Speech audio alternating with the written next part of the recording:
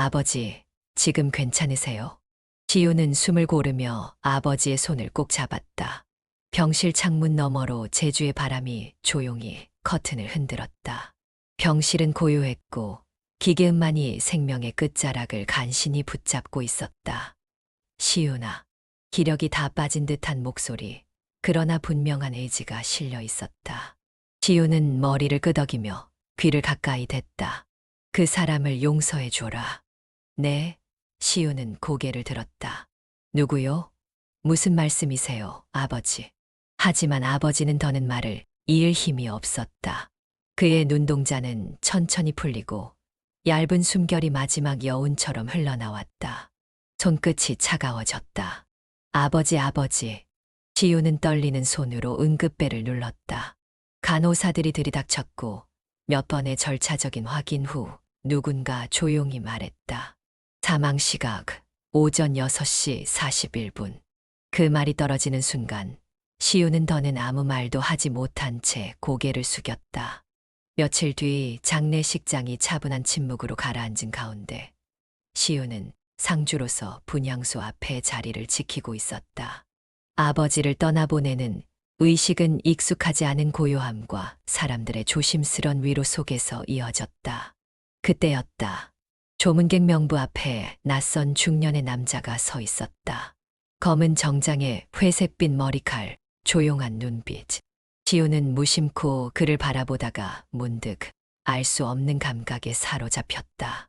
낯선데 이상하게 낯익었다. 어디선가 오래전에 남자는 천천히 향을 올리고 고개를 깊이 숙였다. 눈동자에는 알 수 없는 슬픔이 어렸다. 그리고 아무 말 없이 조용히 돌아섰다. 잠깐만요. 시우는 무의식적으로 한 걸음 앞으로 나아가며 그를 불렀다. 혹시 어머니를 아시나요? 남자는 걸음을 멈췄지만 돌아보지 않았다. 그의 어깨가 잠시 떨리는 듯 하더니 이내 조용히 장례식장을 빠져나갔다. 누구였니? 뒤따라온 외삼촌이 물었다. 몰라요. 근데 이상하게 마음이 흔들렸어요. 혹시 어머니가? 외삼촌의 얼굴이 굳어졌다. 그리고 조용히 시운을 소파에 앉히더니 물 한 잔을 건넸다. 잠시 침묵이 흘렀다. 이제 말해야 할 것 같구나. 내 어머니에 대해 너도 알아야 할 나이가 되었지. 정말 그 남자, 어머니와 관련 있어요? 외삼촌은 고개를 끄덕이며 깊은 숨을 내쉬었다. 그래, 그 사람이 내 어머니일 가능성이 있어. 아니, 어쩌면 맞을 거다. 무슨 말씀이세요? 외삼촌은 오래된 기억을 더듬는 듯 눈을 감았다. 내 어머니, 이혜진은 20년 전 유명한 환경운동가였단다. 해양 생태 보호를 위해 세계 여기저기를 다녔고, 특히 제주 해안의 불법 매립 문제를 고발하면서 위협을 받기 시작했지. 위협이요? 그녀가 마지막으로 남긴 말은 가족을 지키고 싶다는 거였어. 그래서 결국 우리와 연락을 끊고 신분을 바꾼 채 사라졌지. 아버지는 그녀의 선택을 받아들였고 너에겐 말하지 않기로 했단다. 시우는 머리를 감싸 쥐었다. 왜요? 왜 아무도 말 안 했어요? 그게 옳은 일이었나요? 외삼촌은 가만히 그의 등을 토닥였다. 너에게는 너무 큰 짐이라고 생각했으니까. 하지만 이젠 내가 직접 판단하고 선택해야 할 때가 된 것 같구나. 시우는 눈을 감았다. 병실에서 아버지가 남긴 마지막 말, 그 사람을 용서해 줘라는 말이 다시 귓가에 맴돌았다. 어머니 정말 살아 계셨던 건가요? 그 말은 마치 바람처럼 마음을 스치고 지나갔다. 그리고 시운의 마음속 어딘가에 오래된 문 하나가 삐걱이며 열리기 시작했다. 이른 아침 시우는 제주의 바닷길을 따라 동쪽으로 차를 몰았다. 성산일 출봉이 점점 가까워질수록 바람은 거세지고 파도 소리는 점점 깊어졌다. 손에는 아버지가 남긴 오래된 유서가 들려 있었다. 한 문장이 눈에 들어왔다. 그녀는 여전히 그 바다 근처에 있을 거다. 아버지의 말처럼 어머니는 정말 그곳에 있을까? 아니, 어머니가 정말 살아있다면 나는 어떤 얼굴을 하고 그녀를 마주해야 할까? 해변가에 도착한 시우는 조심스레 차에서 내렸다. 사람 없는 평일 아침의 바닷가엔 바람 소리와 파도 소리만이 가득했다. 길게 뻗은 모래사장, 그 위를 걷는 누군가의 뒷모습이 보였다. 하얀 스카프를 목에 감고 느릿한 걸음으로 바다를 바라보는 노년의 여인. 지우는 발걸음을 멈췄다. 이질적이게도 그 뒷모습이 너무 익숙했다. 기억 저편에서 희미하게 남아있던 무언가가 지금 눈앞의 장면과 겹쳐지기 시작했다. 이혜진 씨세요. 그녀가 천천히 돌아보았다. 짧게 자른 흰머리, 바다 바람에 살짝 날리는 스카프, 그리고 낯설지만 묘하게 닮은 눈동자. 시윤은 숨을 삼켰다. 그녀 역시 시윤을 바라보며 눈을 크게 떴다. 입술이 떨렸고 발끝이 모래를 움켜쥔 듯 움찔했다. 시윤이니? 그 한마디에 시윤의 심장은 크게 요동쳤다. 정말 어머니예요? 그녀는 말을 잇지 못했다. 그저 고개를 아주 천천히 끄덕였을 뿐이었다. 난 어렸을 때부터 항상 상상했어요. 어머니가 다시 나타난다면 어떤 모습일까?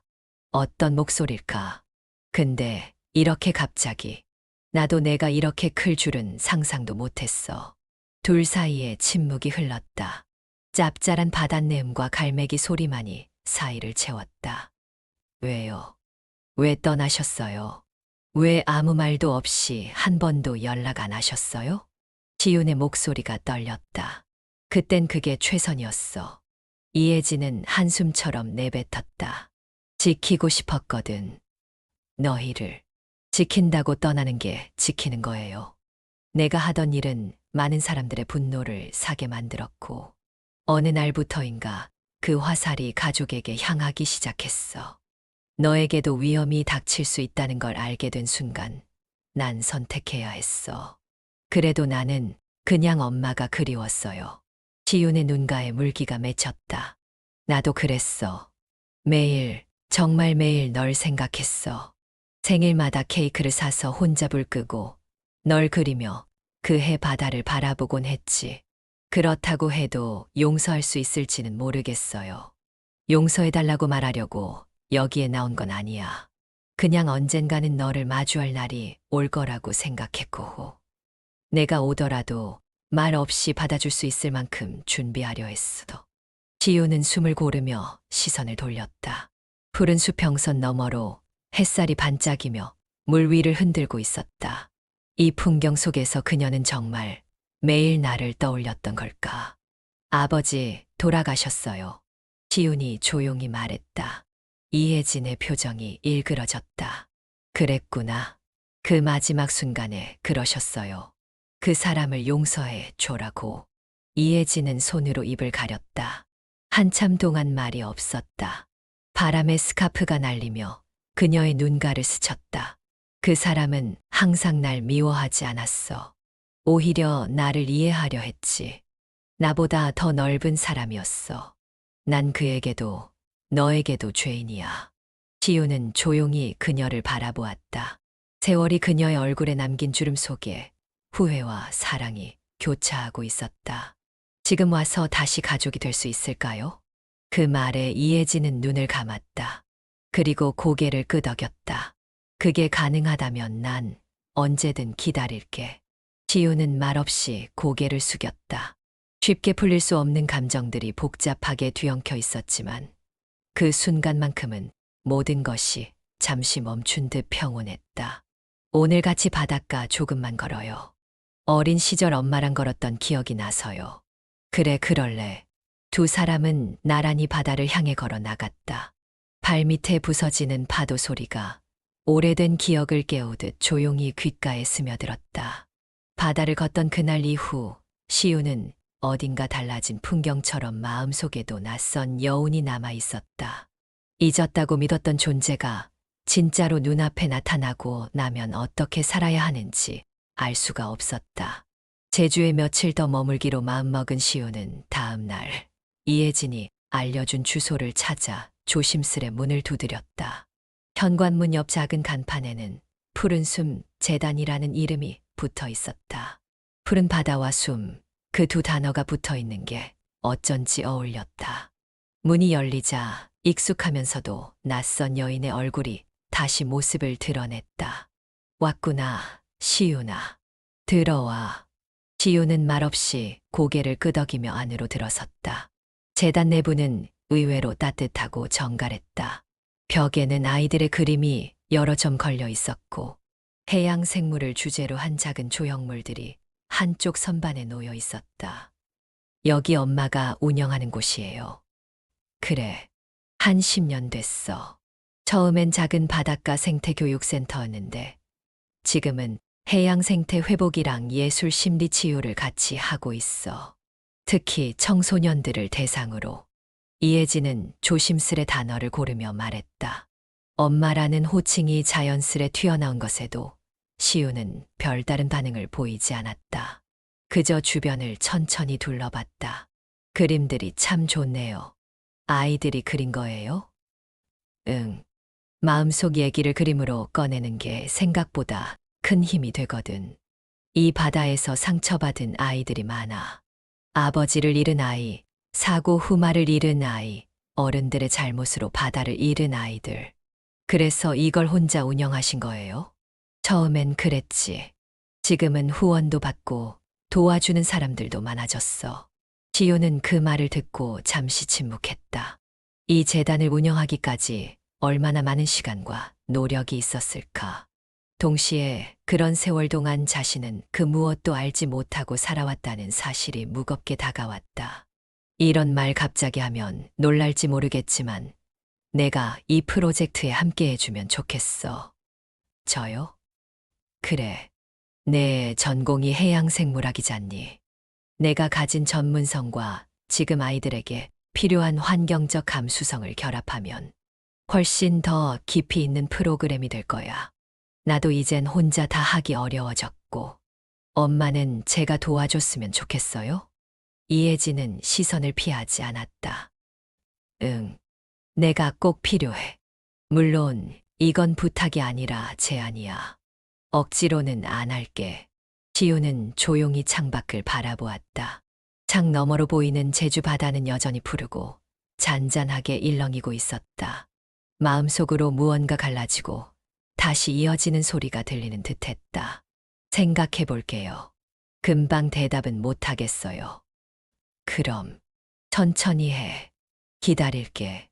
다음 날 시우는 해안도서관에서 프로젝트 제안서를 받아보았다. 아이들을 위한 생태교육, 예술치료, 바다 생물 관찰, 그리고 환경 감수성을 높이는 창작 활동들. 그의 마음이 자꾸만 끌려갔다. 이상하게도 이 모든 활동이 지금껏 자신이 해온 연구보다 더 따뜻하게 느껴졌다. 며칠 후 시우는 다시 재단을 찾았다. 문을 열고 들어서자 이혜진은 책상 위에 앉아 서류를 정리하고 있었다. 생각해봤어요. 이혜진은 조심스레 고개를 들었다. 저 해볼게요. 같이 해보죠. 그 아이들 프로그램. 잠시 정적이 흘렀다. 그리고 이혜진은 작게 웃었다. 정말 고마워, 시우나. 단, 한 가지만요. 응. 이 일은 엄마니까 하는 게 아니라 제가 하고 싶어서 하는 거예요. 그건 분명히 하고 싶어요. 이혜진은 천천히 고개를 끄덕였다. 알겠어. 그걸로 충분해.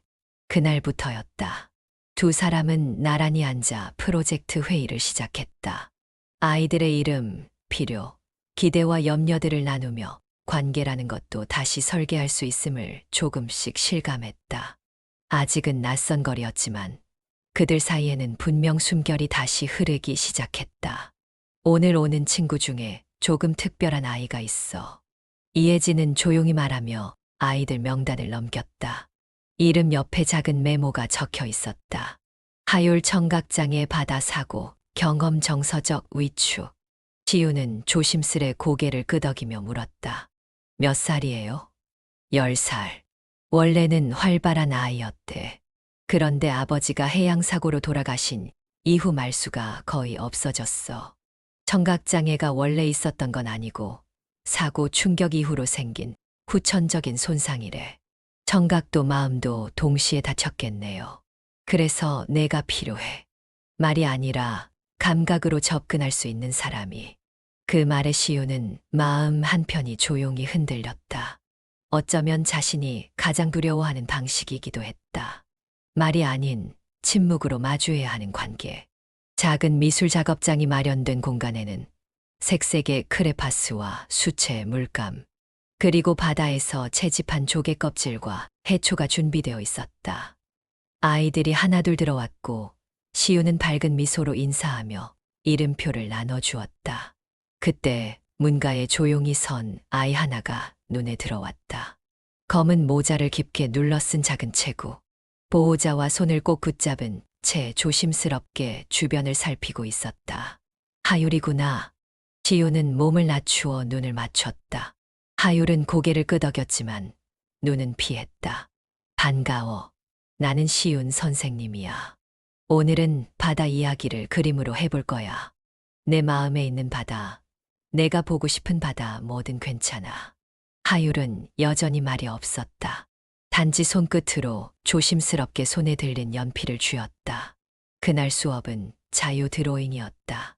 아이들은 바다 속 세상을 상상하며 그림을 그렸고 시우는 그 사이를 천천히 돌며 이야기를 건넸다.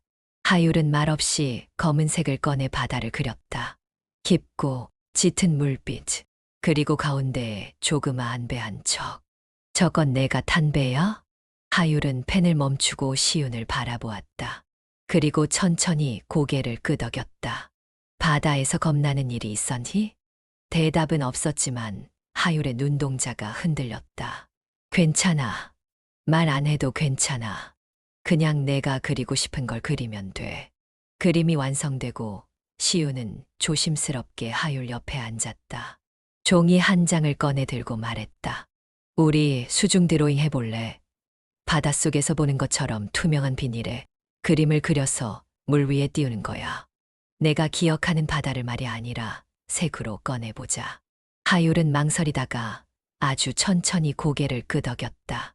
그날 오후 두 사람은 작은 수조 앞에 마주 앉았다. 시우는 먼저 조개 껍질을 그리고 물감으로 색을 번지게 하며 보여주었다. 이건 내가 제주 바다에서 본 조개야. 진한 분홍색이었고 물에 비치면 꼭 물고기 입술 같았어. 하율은 처음으로 입꼬리를 조금 올렸다. 그리고는 파란색을 꺼내 조심스럽게 투명한 비닐 위에 물고기 두 마리를 그렸다. 그 곁에 작은 사람 하나가 들어왔다. 이건 너야? 하율은 시운을 보며 고개를 끄덕였다. 그럼 저 물고기는? 하율은 잠시 멈추고 작은 손으로 입 모양을 천천히 움직였다. 아빠. 시우는 그 짧은 입 모양을 읽어냈다. 가슴이 찡해졌다. 아빠가 내 곁에 있는 거구나. 하율은 이번엔 아주 작게 미소를 지었다. 그것은 말보다 더 많은 감정을 품은 표정이었다. 수업이 끝나고 아이들이 하나둘 떠나고 나서도 하율은 조용히 남아 있었다.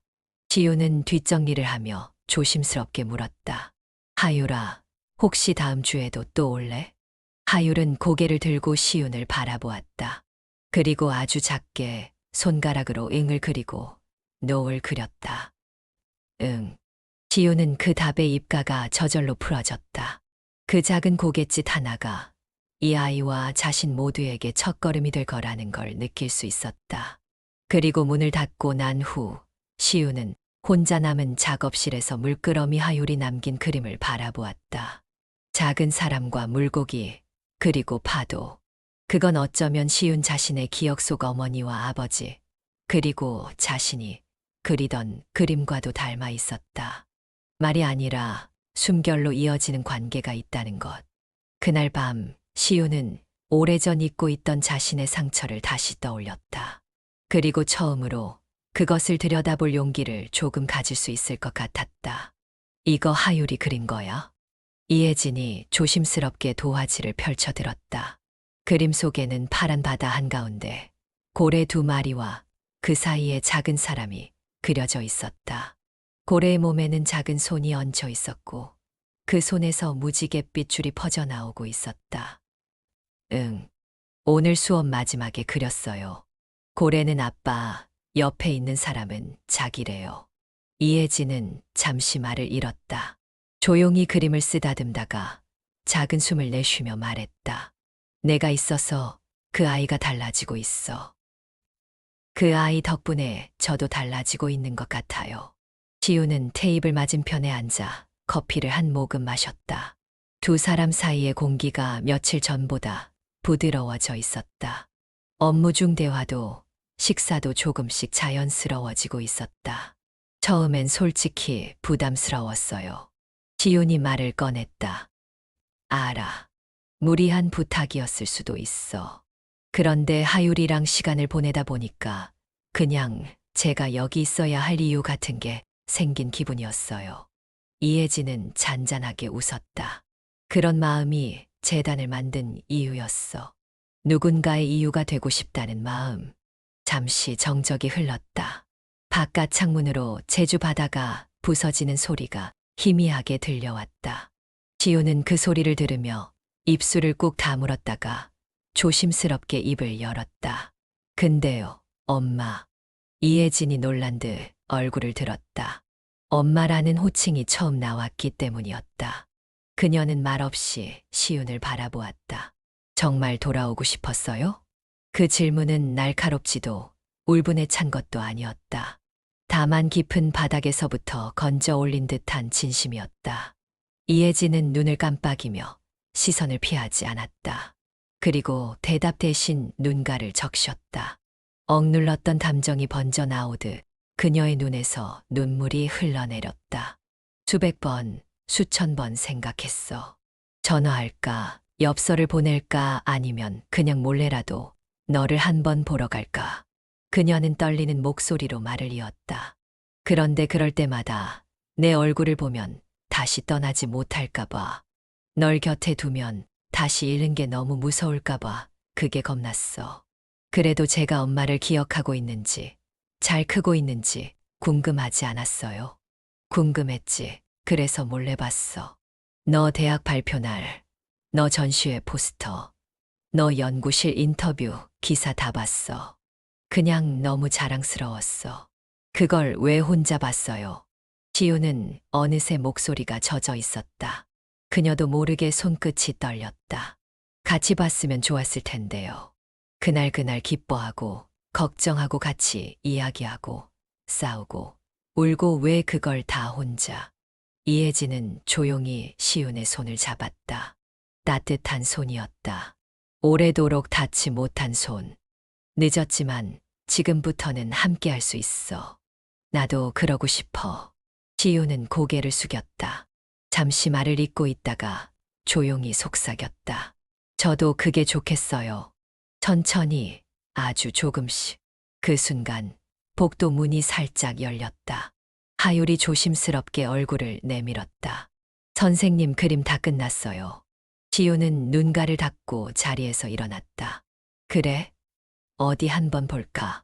하율은 활짝 웃으며 도화지를 펼쳤다. 그 속에는 바닷속, 자신이 선생님과 함께 물고기 떼를 돌보는 장면이 그려져 있었다. 위에는 작게 글씨가 쓰여 있었다. 비뚤한 글씨였지만 분명했다. 저도 선생님처럼 되고 싶어요. 지우는 그 글귀를 보는 순간 심장이 울컥했다. 하율아 고마워. 선생님이 멋있으니까요. 하율은 말끝을 흐리며 부끄럽게 웃었다. 이혜진은 두 사람을 조용히 바라보다가 조용히 뒷걸음질 쳐 나갔다. 문을 닫기 직전 그녀의 입가엔 작은 미소가 맺혀 있었다. 그날 밤 시우는 하율의 그림을 다시 꺼내놓고 오래도록 바라보았다. 그리고 처음으로 마음 깊은 곳에서 울리는 목소리를 들었다. 나도 누군가에게 이렇게 남을 수 있구나. 그것은 과거에 대한 용서이자 미래에 대한 다짐이었다. 기사 보셨어요? 재단 사무실 문을 열자마자 직원 하나가 신문을 들고 다급히 뛰어왔다. 이혜진은 받아든 신문을 조용히 펼쳤다. 3면 상단, 큼지막한 제목이 눈에 들어왔다. 바다에서 아이들의 마음을 치유하다. 푸른 숨 재단의 실험. 그 아래로 시윤과 아이들이 수업을 진행하는 사진이 실려 있었다. 그림을 들고 있는 하율의 얼굴도 작게 남아 보였다. 이게 언제 촬영된 거예요? 시윤이 다가오며 물었다. 지난번 기자분이 왔을 때 몰래 찍었나 봐요. 연락도 없이. 이혜진은 작게 웃었다. 기사는 잘 나왔네. 다행히 왜곡은 없어 보여. 그런데 괜찮을까요? 아이들 얼굴까지 나갔는데 이미 기자 쪽엔 항의했고 수정판도 준비 중이래. 걱정 마. 지우는 조용히 고개를 끄덕였다. 하지만 마음 어딘가가 조용히 출렁였다. 관심이라는 게 언제나 반갑기만 한 건 아니니까. 그날 저녁 회의실에서 이혜진과 시우는 함께 새 프로젝트 방향을 정리하고 있었다. 벽에 붙은 화이트보드엔 아이들 각자의 특징과 심리적 반응, 그리고 수업 흐름이 빼곡히 정리돼 있었다. 시우나, 이거 너 혼자 다 정리한 거야? 네. 밤에 생각나서 정리해봤어요. 이건 거의 연구 논문이야. 예술 심리 기반 행동 분석에 감각 중심 접근법까지. 그냥 연구실에 있을 때 했던 일과 여기서 느낀 걸 연결해보니까 이런 방식이 떠오르더라고요. 이혜진은 시윤의 손글씨가 가득한 칠판을 바라보았다. 그 안엔 명확한 시선과 깊은 이해, 그리고 아이들을 향한 애정이 있었다. 이걸 프로그램화해서 정식 교육 커리큘럼으로 만드는 거 어때? 이 자료면 충분히 외부 강연이나 논문 발표도 가능할 것 같은데 아직은 너무 조심스러워요. 아이들이랑 저 둘 다 이제 막 시작했으니까요. 이혜진은 미소 지었다. 시윤의 조심스러움은 오히려 그가 얼마나 진지한지 보여주는 증거였다. 며칠 뒤 작업실에서는 아이들과의 특별 수업이 진행되었다. 그날의 주제는 마음 속 가장 깊은 곳이었다. 시윤은 아이들에게 이렇게 말했다. 오늘은 바닷속 가장 깊은 곳, 아무도 보지 못한 곳을 그려보는 시간이야. 내가 가장 감춰두었던 기억, 가장 하고 싶었던 말, 그리고 가장 보고 싶은 사람. 아이들은 조용히 고개를 끄덕이며 각자의 자리에 앉았다. 크레파스를 고르는 손끝이 조금씩 신중해졌고 종이 위에 색이 번지기 시작했다. 하율은 한참 동안 아무것도 그리지 않았다. 검은색 크레파스를 꺼내 들었다가 다시 내려놓고 파란색을 집었다가 망설였다. 결국 그는 연필로 아주 천천히 글자를 쓰기 시작했다. 시윤이 그의 곁에 조심스레 다가갔다. 도와줄까? 하율은 고개를 저었다. 대신 종이를 조금 돌려서 시윤에게 보이게 했다. 그 위엔 단 2글자가 적혀 있었다. 아빠. 시윤은 숨을 멈췄다. 하율이 입 밖으로 내지 못했던 단어. 그가 그토록 숨겨왔던 이름. 그것이 지금 하얀 종이 위에 떨리는 손으로 새겨져 있었다. 하율아. 그는 여전히 눈을 내리깔고 있었지만 손은 조심스레 움직이고 있었다. 아빠라는 글자 옆에 작은 물고기를 그리고 있었다. 그리고 그 옆에 또 하나의 물고기를 그렸다. 이건 누구야? 시윤의 물음에 하율은 잠시 머뭇거리다 손가락으로 시윤을 가리켰다. 나. 하율은 고개를 끄덕였다. 눈이 촉촉해진 채로. 그래. 고마워, 하율아. 나랑 같이 헤엄쳐줘서. 하율은 아주 작게 하지만 분명하게 웃었다. 그의 눈에는 더 이상 두려움보다 따뜻함이 먼저 자리 잡고 있었다. 그날 수업이 끝난 뒤 시우는 혼자 바닷가에 나갔다. 물결이 발목을 살짝 적시는 얕은 바닷길을 따라 걷다 보니 마음 깊은 곳에서 말이 하나 떠올랐다. 아빠. 그 말은 오래도록 꺼내지 못했던 이름이었다. 어릴 적 귓가를 맴돌던 목소리, 등 뒤에 닿았던 따뜻한 손, 그리고 마지막 병실에서 들려온 그 사람의 마지막 부탁. 그 사람을 용서해줘라. 시우는 파도 위로 눈을 감았다. 모든 게 아직 완전히 풀린 건 아니었다. 상처는 여전히 마음 어딘가에 남아 있었다.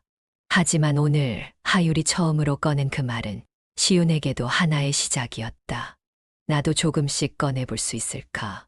그는 천천히 고개를 들고 바다 너머로 붉게 물든 하늘을 바라보았다.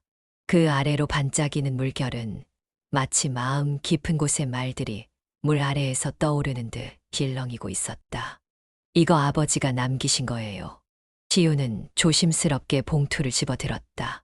노란 빛이 바랜 종이 봉투, 앞면엔 삐뚤한 필체로 이시윤에게라고 적혀 있었다.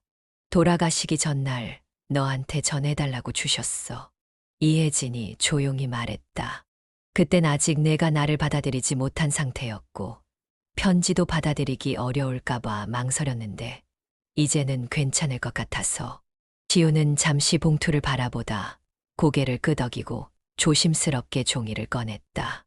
종이는 오래된 듯 가장자리가 살짝 해져 있었고 그 안엔 단정한 아버지의 손글씨가 빼곡히 적혀 있었다. 지윤아, 이 편지를 내가 언젠가 읽을 수 있을 거란 희망으로 쓴다. 직접 말할 수 없었던 모든 걸 이 안에 담아보려 해. 나는 너를 정말 많이 사랑했다. 그리고 지금도 그 사랑은 변함없단다. 내 어머니는 세상에서 가장 용기 있는 사람이야. 내가 이해할 수 없는 선택을 했을지 모르지만 나는 그녀의 결정을 받아들이기로 했다. 그 사람은 너를 버린 게 아니야. 오히려 지키기 위해 세상으로부터 숨었던 거야. 그게 옳았는지는 나도 모르겠다.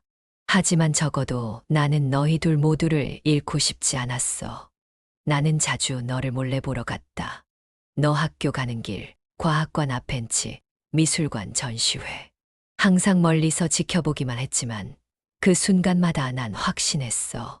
너는 누구보다도 잘 자라고 있다는 걸. 그리고 미안하다.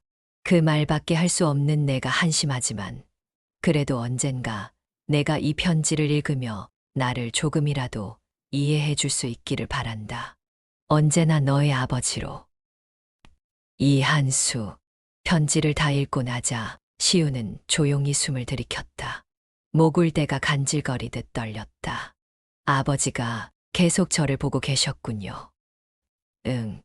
이혜진이 작게 대답했다. 나도 그랬어. 시윤이 고개를 들었다.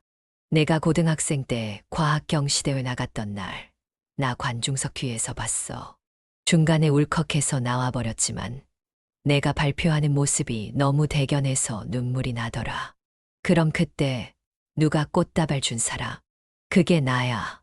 지우는 웃음이 섞인 한숨을 내쉬었다. 그때 느꼈던 낯선 꽃향기, 어디선가 본 듯한 실루엣이 그제야 퍼즐처럼 맞춰졌다. 그럴 거면 그냥 오시지 그랬어요. 무서웠어. 내가 다시 나타나는 순간 내가 흔들릴까봐. 너는 잘 살고 있었고 나 때문에 그 균형을 깨고 싶지 않았어. 하지만 전 한 번도 괜찮았던 적이 없어요. 지윤의 목소리에 억눌린 울음이 배어 있었다. 늘 무언가가 빠진 채로 살았어요. 그게 정확히 뭐인지는 몰랐지만 이제 알 것 같아요. 그게 당신들이었어요. 엄마도 아빠도. 이혜진은 아무 말도 하지 못했다. 그저 고개를 숙인 채 시윤의 말을 들었다. 근데 이제 와서 다시 같이 지낸다는 게 솔직히 아직도 두려워요. 그럴 수밖에 없지. 나라도 그랬을 거야. 그런데요. 그럼에도 불구하고 지우는 말끝을 흐리다가 다시 입을 열었다. 용서해 보려고요. 아직 완전히는 아니고 한 걸음씩이라도. 이혜진은 눈을 들어 시윤을 바라보았다. 그 눈에는 고마움과 미안함 그리고 깊은 사랑이 겹겹이 담겨 있었다. 고마워. 시윤아 정말 고마워. 아직 엄마라고는 못 부르겠어요. 시간이 필요해요. 그것만으로도 충분해. 내가 여기 있는 것만으로도 나에겐 기적이야. 그 순간 문 밖에서 문득 노란색 물고기 모빌이 바람에 흔들렸다. 삐걱이는 소리와 함께 달랑거리는 모양이 마치 작은 웃음처럼 느껴졌다. 엄마. 지우는 나직하게 입을 열었다. 그럼 내일도 같이 아이들이랑 수업 준비해요. 이혜진은 순간 멈칫했지만 곧 입가에 미소를 지었다. 응. 우리 같이 하자. 그들의 사이엔 아직 채워야 할 시간이 많았고 풀지 못한 질문들도 많았다. 그러나 그날 오래도록 닫혀있던 마음의 편지 한 통이 열렸다.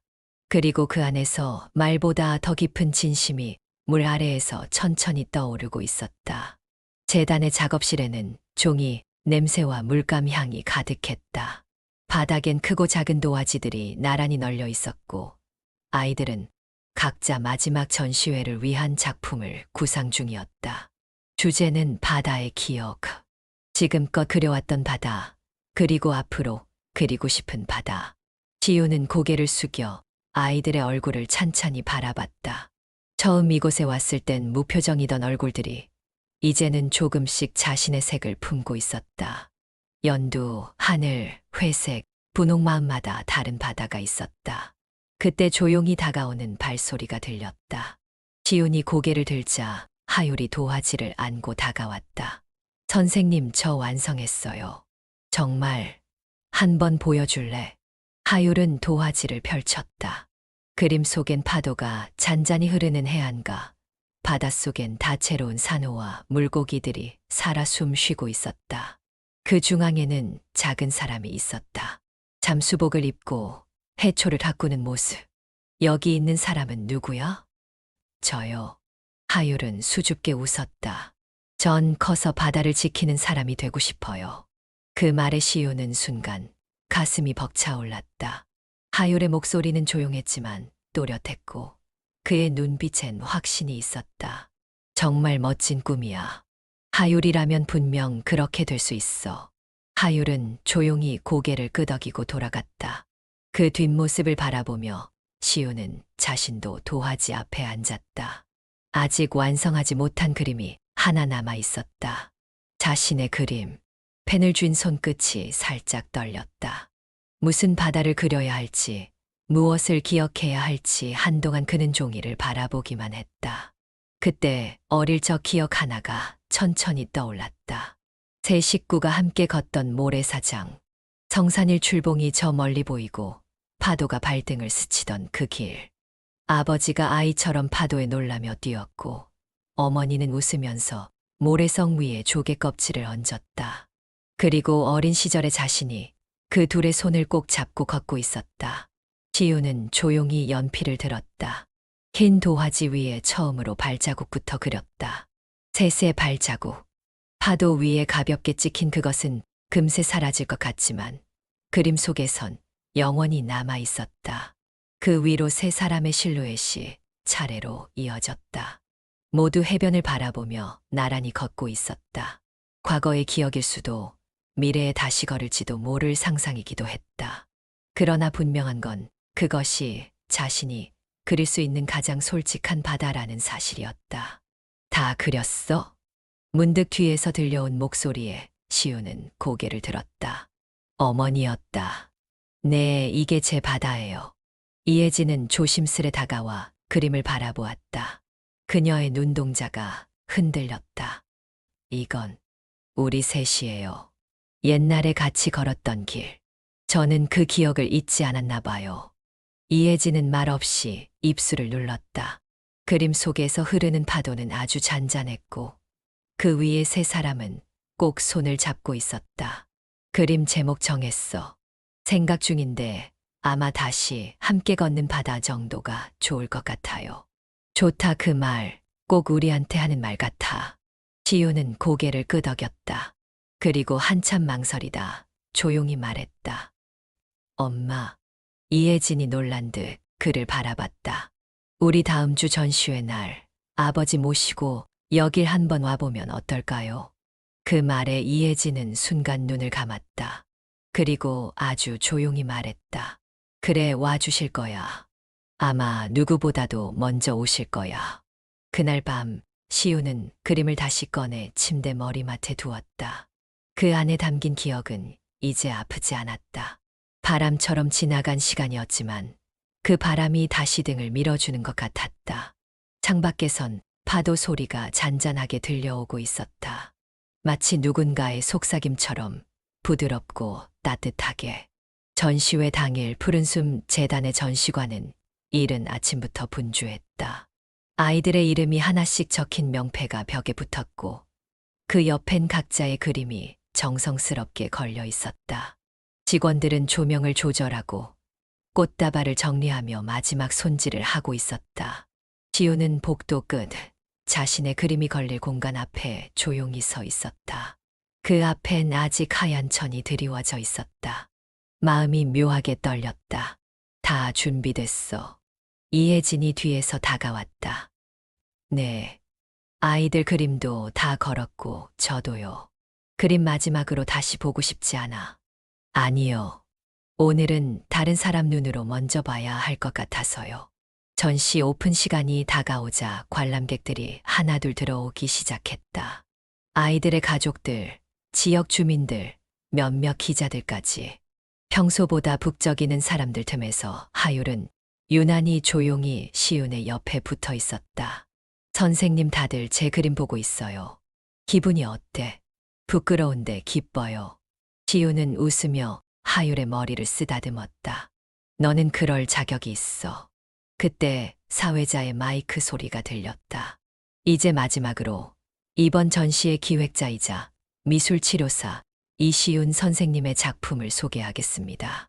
제목은 다시 숨결이 닿는 곳에서입니다. 직원이 조심스레 하얀 천을 걷어냈다. 순간 전시관 안이 고요해졌다. 그림 속에는 세 사람이 바닷가를 걷고 있었다. 흐드러지는 물결 위로 발끝이 닿아 있고 셋은 나란히 손을 잡은 채 앞을 향하고 있었다. 뒤에는 수면 아래 서로를 향해 헤엄치는 두 마리의 물고기가 그려져 있었다. 그리고 하단에 작게 쓰인 문장. 우리는 다시 가족이다. 이혜진은 그림 앞에 멈춰섰다. 손이 천천히 입술 앞으로 올라갔고 이내 눈가에 물기가 번졌다. 저기 있는 사람이 아빠, 맞지? 시윤이 조용히 물었다. 응, 맞아. 그리고 이 옆에 있는 여자는 나야. 그리고 가운데 있는 아이가 나고요. 이혜진은 고개를 끄덕였다. 두 사람은 아무 말 없이 그림을 한참 동안 바라봤다. 주변 사람들 역시 숨을 죽인 채 그림을 감상했다. 누군가는 조용히 눈을 닦았고 누군가는 아이의 손을 꼭 잡았다. 이 그림은 그냥 그림이 아니야. 이혜진이 속삭이듯 말했다. 이건 너의 기억이고 용서고 그리고 우리 셋이 다시 마주한 이유야. 시윤은 작게 숨을 들이쉬었다. 그 순간 그림 속에서 걸어가던 세 사람의 발자국이 마음속 어디선가 또렷하게 다가왔다. 그 발걸음은 한때 멈춰 있었지만 지금은 다시 이어지고 있었다. 엄마, 고마워요. 기다려줘서. 이혜진은 눈물을 닦고 웃었다. 너무 오래 기다렸지. 근데 기다린 보람이 있어. 너는 정말 훌륭한 어른이 됐어. 그림 덕분에 저도 제 마음을 처음 본 것 같아요. 그 순간 하율이 조심스레 다가왔다. 그는 시윤의 그림을 보고 한참을 서 있었던 듯 얼굴이 발그레해져 있었다. 선생님, 이 그림 정말 좋아요. 왜? 그림 속 사람들이 진짜 가족 같아서요. 그냥 같이 걷는 모습만으로도 너무 따뜻해요. 시윤은 그 말에 미소 지었다. 하율이도 앞으로 그런 사람이 되겠지. 누군가랑 그렇게 걷는 사람. 하율은 조용히 고개를 끄덕였다. 저도 제 그림에도 저랑 아빠가 같이 있어요. 그런데 이제 무섭지 않아요. 그냥 보고 싶고 행복했던 기억만 남았어요. 시윤은 그 말에 마음이 뜨거워졌다. 아이의 입에서 나오는 가장 단순한 진심이 그 어떤 긴 말보다도 깊게 다가왔다. 전시회의 마지막 코너에는 아이들의 메시지를 담은 작은 노트가 있었다. 시윤은 펜을 들어 한 문장을 적었다. 다시 숨결이 닿는 곳에서 우리는 만난다. 그리고 다시 가족이 된다. 관람객들은 그림을 돌아보며 조용히 고개를 끄덕였다. 어떤 사람은 손을 잡았고 어떤 사람은 눈을 감았다. 그날 푸른숨 재단 전시관엔 진심이 흘렀다. 말로는 다 표현할 수 없는 감정이 그림과 눈빛 사이를 오갔다. 그리고 시윤은 마음속 깊이 확신했다. 이 그림은 누군가에게는 한 장의 작품일 수 있지만 자신에게는 처음으로 숨을 쉰 시간이었다고. 늦은 오후 푸른숨 재단의 회의실엔 따뜻한 햇살이 기울고 있었다. 커튼 사이로 들어온 빛이 벽에 걸린 그림 위를 조용히 스치고 있었다. 전시회가 끝난 뒤로도 재단은 계속 분주했다. 여러 단체로부터 협업 요청이 들어왔고 언론의 관심도 이어졌다. 하지만 시우는 그 모든 바깥의 소란보다 이 안에서 일어나는 조용한 변화에 더 마음이 끌렸다. 그는 이혜진과 마주 앉아 새로 제작된 명패를 들여다보고 있었다. 이시윤 푸른숨 재단 프로그램 책임자. 정식 명패가 나왔네. 이제 진짜 가족 사업체 같은 분위기야. 이혜진이 웃으며 말했다. 책임자라는 말이 아직 좀 어색해요. 시윤은 쑥스럽게 웃었다.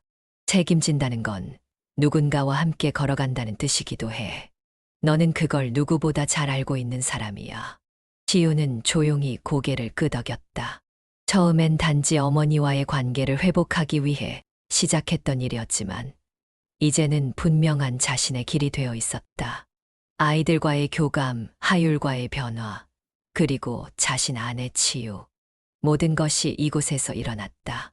이제 우리 어떤 프로젝트부터 시작해요? 시윤이 물었다. 바다를 주제로 한 아동 예술 캠프. 그리고 부모를 잃은 아이들을 위한 치유 산책 프로그램. 둘 다 문의가 들어왔어. 좋아요. 이번엔 저도 처음부터 같이 기획해보고 싶어요. 전시회 이후로 조금은 자신감이 생겼거든요. 이혜진은 미소 지었다. 아들이 자신 있게 좋아요라고 말할 수 있게 된 건 그 어떤 기획보다도 더 값진 일이었다. 시윤아. 네. 이제 함께 숨 쉬자. 내가 이곳에 있는 것만으로도 난 충분히 숨이 트여. 너무 오래 혼자서 버텼거든. 그 말에 시윤은 고개를 숙였다. 눈앞에 놓인 명패가 그동안의 시간을 다시금 떠올리게 했다. 멀리서 지켜보기만 했던 관계, 말하지 못한 마음, 뒤늦은 이해하지만 이제는 그 모든 시간을 딛고 서로의 곁에 있을 수 있게 되었다. 나도요, 엄마랑 같이 이 공간을 채우고 싶어요. 숨이 닿는 곳에서 진짜 함께 살고 싶어요. 이혜진의 눈가에 다시금 빛이 어려왔다. 오래도록 기다린 그 말이 이제야 도착한 듯했다. 그날 밤 시우는 재단 근처의 작은 원룸에 짐을 옮겼다. 제주에 정착하기로 마음을 굳힌 것이었다. 택배 상자들을 정리하다 말고 그는 잠시 창밖을 바라보았다. 멀리 보이는 바닷가, 잔잔히 흔들리는 파도. 마치 지난 시간들이 인사하듯 고요했다. 다음 날 아침 시우는 첫 회의에 앞서 사무실 문 앞에 섰다. 유리문에 반사된 자신의 모습을 바라보다가 문 손잡이에 손을 얹었다. 그리고 조용히 말했다. 어머니, 저 왔어요. 그 말은 인사이자 선언이었다. 도망치지 않겠다는 다짐, 함께 숨쉬겠다는 약속, 그리고 진짜 가족으로 다시 시작하겠다는 결의. 문 안에서는 커피 내리는 소리와 창문을 여는 바람 소리가 들렸다. 이혜진은 미소 띤 얼굴로 고개를 들었다. 어서 와, 시윤아. 오늘도 좋은 하루가 되겠네. 그 순간 잃어버린 시간의 조각들이 하나둘 퍼즐처럼 맞춰졌다. 상처였던 기억은 이제 발판이 되었고 회피였던 거리는 따뜻한 여백이 되었다. 그들은 함께 바다를 향해 걸어가기 시작했다. 말보다 더 깊은 숨결로 이어지는 새로운 삶. 그것은 아직 어색하지만 분명히 함께였다. 그리고 그렇게 진짜 가족의 시간이 시작되었다. 한 사람이 오랜 시간을 돌아 다시 엄마라고 부를 수 있게 되기까지, 그리고 또 다른 사람이 내가 여기 있어요라고 말할 수 있게 되기까지 그 여정은 아주 조용했지만 그래서 더 단단했습니다. 이야기 속 시윤과 이혜진은 서로를 잃고 또 기다리고 결국 다시 만났습니다. 말 한마디, 그림 한 장, 손끝의 작은 떨림까지 그 모든 것이 서로를 향한 숨결이었죠. 우리 모두는 그런 시간을 지나며 살아갑니다. 잊었다고 믿었던 이름, 되돌릴 수 없다고 여겼던 관계. 그 모든 것들이 사실은 마음 어딘가에서 조용히 숨 쉬고 있었는지도 모르겠습니다. 혹시 여러분도 언젠가 끊어졌던 관계 앞에 망설인 적이 있으신가요? 용서와 이해, 그리고 다시 손을 내미는 일은 결코 쉬운 일이 아니죠.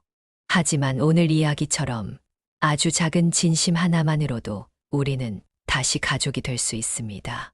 들숨과 날숨처럼 멀어졌다. 다시 가까워지는 관계.